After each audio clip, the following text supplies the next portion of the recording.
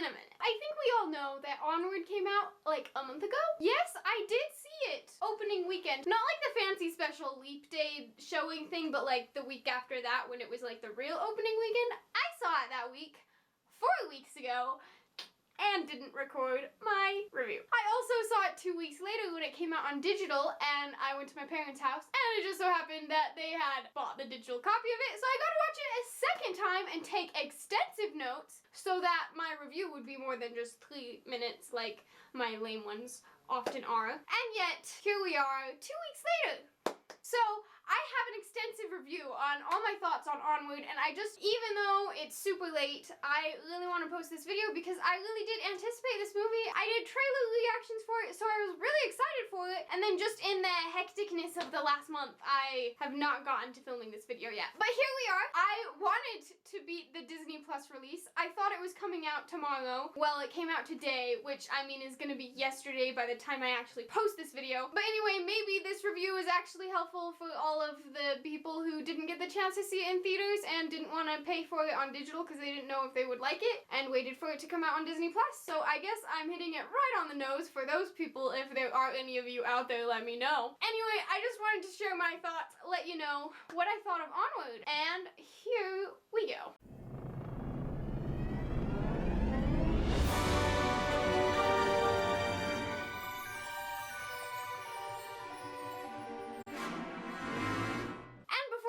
If this wasn't heavily implied by my introduction, there will be Onward spoilers. So if you're trying to wait to watch it without being spoiled, don't watch this video yet. Go ahead and check it out on digital or Disney Plus if that's available to you now, or come back to this video once it is. So, spoilers. Okay, first of all, I love Ian. Of course he's voiced by Tom Holland, which is great. But also his character in general, I like relate to a lot. He's like my spirit animal, or like spirit elf, or whatever. But anyway, just like, he likes math, he likes making lists of things, and he's real awkward. That sounds like me. So I just really related to Ian. I really liked his characterization. Also, I really did like the magical system. I thought it was a pretty good, simple magic system.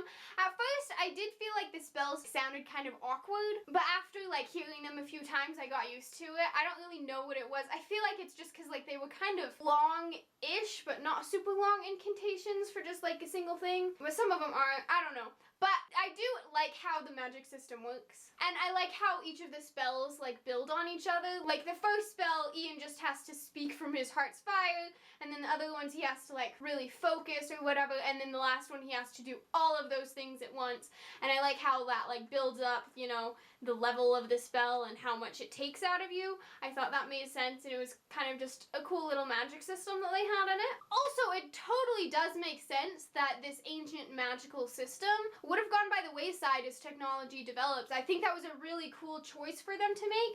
That totally makes sense, although that was something that was implied heavily by the trailer, so it's not like that surprised me.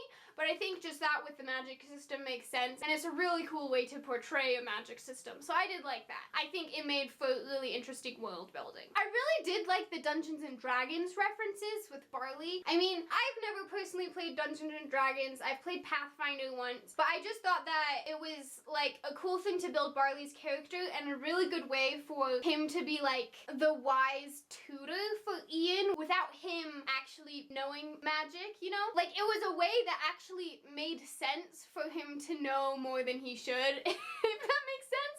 Like, it worked. I feel like it did work. And I thought it was cool that there was like this game, this Dungeons and Dragons like game that was based on real stuff in their fantasy world, but it was all this past stuff that everyone was forgetting, and that was a way for them to accidentally signal to their mom where they were going to get her involved in the plot, which I love that she was involved in the plot too. And she was honestly central to that end battle type scene because she and the Manticore brought the sword, and so I love that she got involved, and that only happened because Barley had his cards that he left out for her to find, you know, unintentionally, but of course it was essential. And of course it was a way for Barley to be able to teach Ian, or really just for Ian to learn all the spells that he needs to do to really be successful on their quest. The only thing about that is the fact that it kind of makes it weird that Barley doesn't have like the gift, a magical gift, because like he knows all this stuff about the ancient world and the spells and magic and everything, but he can't do it, which is kind of sad if you think too much about it. But at the same time, obviously the story would have gone way differently if he had been able to do magic, so I mean, it's just obviously a choice they made. And I guess it's a fair choice since a lot of magical systems include the aspect of only certain people being gifted or able to do magic, so I mean, it makes sense. It just feels weird that there's this guy who can't actually do magic who's like doing all the teaching.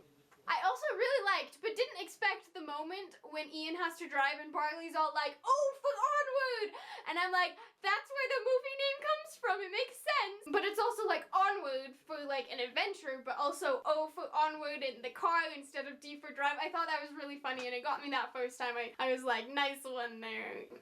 Okay, I do want to talk real quick about the twists. So there was one, the fact that the path of peril was going to lead them to where they wanted to go instead of taking the highway straight to the mountain, which that was definitely like obvious that that was going to be a thing. But then obviously I didn't know exactly what was going to happen to make it so the path of peril was going to be the correct route, but I did really like the thing that they had where it was instead of the mountain called Raven's Point, it was where the ravens were pointing. I liked how they could follow the path of the ravens. It was pretty good. But then the next twist, the fact that following the ravens and then taking the river took them all the way back to their school, which is where the fountain was. I didn't see that coming. Like when they climbed up and looked up and saw the school there, I was like, oh shoot. And then my mind is just like, wait, that doesn't make sense. And then I'm like, I guess it could because they were on that river for a long time. I feel like maybe the timing, it was a couple of hours where they were going at an accelerated speed on the giant boat Cheeto. And so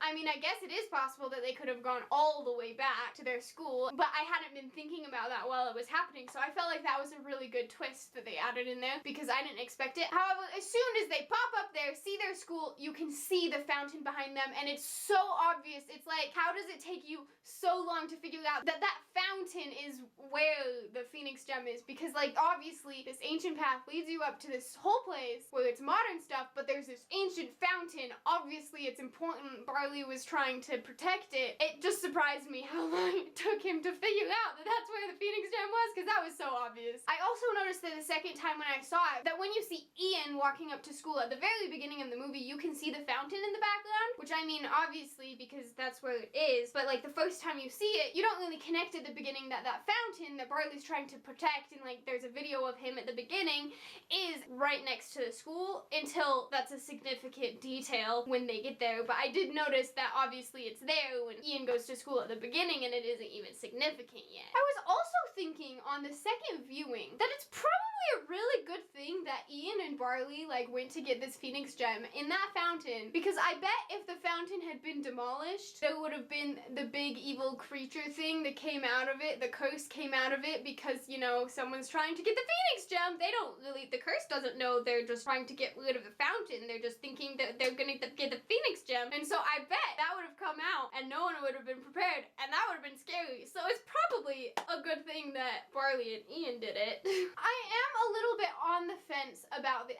end. The fact that Ian doesn't actually get to talk to his dad. Like, I love the moment where it happens that Ian realizes that Barley's been his father figure his whole life and he's always had him, and that really Barley needed that chance to talk to his dad more than Ian did. Like, I like that moment, but I still really wish that Ian just got to talk to his dad for like those 2 minutes too. Come on, dude, you had your magic staff and you were like walking on invisible bridges all over the place, and you can't just do that again to get to your dad. I mean, I know that they specifically made him get trapped behind the rubble and his staff gets like knocked out of his hand and whatnot, but I kind of wish he still got to talk to his dad too. I also noticed so much more on the second viewing how much the story is about resolving the rifts in the relationship between Ian and Barley that they really didn't know were there at first. And I thought that was such a cool theme that I picked up more on the second viewing, because obviously the end ends with that, where Ian realizes that, oh, Barley's been here for me my whole life, I have him. Already knowing that makes you realize, like, throughout the movie, what all the things you can see that show that there is a rift in their relationship that needs to be repaired. Like, I realized watching it the second time that the entire premise of the movie, the fact that, you know, the dad is just legs for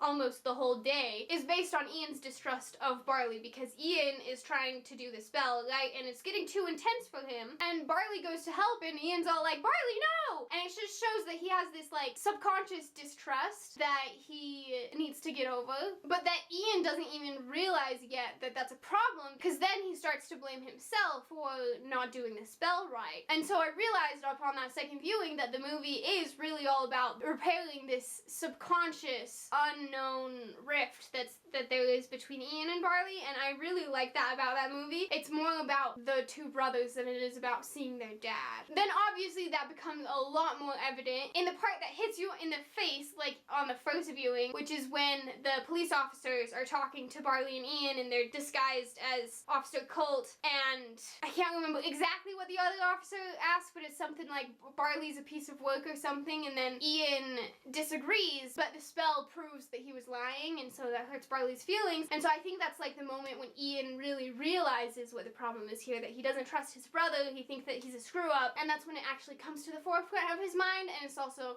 you know, when it comes to the forefront of the audience's mind too. But I noticed like things even before then were kind of showing the same thing, just, you know, at a smaller level, and so I really appreciated seeing those things on the second viewing. Now I have just a whole lot of really short, random anecdotal comments. One thing is Ian leaves his phone behind, which shows further departure from technology, another one of the themes of the movie, because in the end, he's all like, yo, I'm magic now, and look, this is great, we need to remember our times of old, and not just press forward forgetting them. I do wonder, how old is the Manticore? Like, is the Manticore who's pictured on the wall of the tavern that same Manticore, or like an ancestor of Manticore? And if that is, like, dang girl, you looking good for your age! Also, I love all of the moments when Ian first uses a magical spell, especially the one where he saves his dad's legs from the falling beam. It's just like, wow, you got it. Great. However, the trust bridge makes me mighty nervous. Like, you're gonna fall, and I would not have been able to do that. Although, I mean, maybe if I thought I was tied like Ian thought he was tied, dang it, that scene is just like, yikes. But then I do like how at the end fight scene, he just uses that spell so easily, because his confidence is through the roof. He knows he did it over the freaking, like, bottomless pit. I also like the mom plot. I love that she gets involved and makes it about the whole family, not just the brothers, which is great. One random thing is that light that they waited at when they were trying to decide whether to take the path of peril or not was red for a really long time. There were no cars coming either way, and they're just having this full-on conversation. And then it's like you forget where they are. The light turns green and it's like, were you stopped that long? Also, another random funny thing, I like the pun where the sprite's getting all mad at the dad because he all looks intimidating, he like slouches and sunglasses, but obviously it's not really his top half, because his top half's not there. And then Ian's all like, I'm sorry, I don't know where his head's at right now. Like, the pun right there, it's good. It is sad when Guinevere drives her last drive, Barley lets her go. But it is funny that, you know, one of the wheels pops and Guinevere starts trotting like a horse, you know, because the Pegasus on the side. But dang, that van should not have jumped that high. Like, Also, when the giant rock cursed dragon thing appears and it takes the happy cheery face of the dragon mascot of the high school, like, that was great, but especially when, like, it takes the eyebrows and makes them all mad. I liked that too. Although, now I do wonder, how did the mom and Manticore know where to find Ian and Barley, like at the fountain at the end? I feel like it's kind of missing something there, because it seemed like they were going north. I think it's north, but whatever direction to Raven's Point, because they know that way is the way that Ian and Barley were spotted last, which was definitely that way. Pretend that's the way that they were going. But then apparently they come all the way back on the underground river, show up at the school. So how does the mom and the Manticore know where to find them? Although it is possible that the Manticore actually knows where the actual Phoenix Gem is and has to send them on the whole quest because they need the key thing to actually get it out, you know, the little that thing. Hey, that actually looks pretty good. Like, that's kind of the shape, right? Because they need that thing, so they need to go, like, all the way that way and all the way back. But maybe the Manticore actually knows where the end is? Maybe. I don't know. I like when Ian makes a staff with his splinter. He's all like, oh, yes, magic in every piece of it or splinter of it.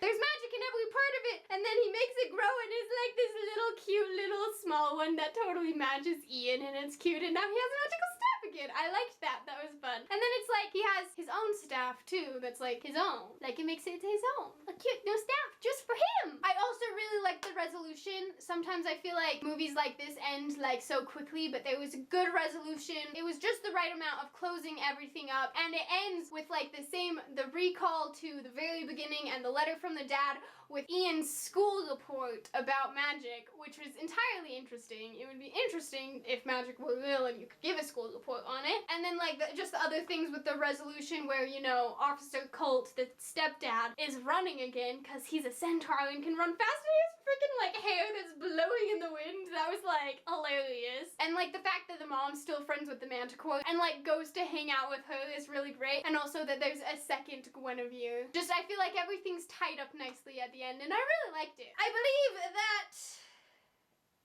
is all of my comments that I have written down. I hope this video wasn't too long. It might have been. Well, so how much did I like Onward overall? Honestly, I really enjoyed Onward, and I did really enjoy watching it a second time, which I know sometimes you don't get as much from kids movies, but I mean, obviously it's Pixar, and Pixar is great. But honestly, I love the genre. I love that it's fantasy. It's great to see like the first real fantasy Pixar movie, and fantasy is just my genre. I love fantasy. And so I loved that they actually like tried that, and I honestly love this movie, and it might be my favorite Pixar movie, to be honest. I think I'll know for sure with time after, because also it's been a while since I've seen most of the other Pixar movies, but it's definitely up there. I think the big ones to compete with for it are Coco and Monsters Inc. and Inside Out. I might be forgetting some, but honestly Onward is definitely up there with my favorites when it comes to Pixar movies. Let me know in the comments what you thought about Onward. Was it good? Was it bad? Was it somewhere in between? What were your favorite moments? What didn't you like? And all that stuff. I'd love to talk to you about it in the comments down below. Don't forget to subscribe to my channel. Give this video a like and check out more of my stuff. Up top, I've got another Pixar one, and underneath that is my playlist of all of my Disney related videos. Thank you for watching, and I will see you next time. Bye!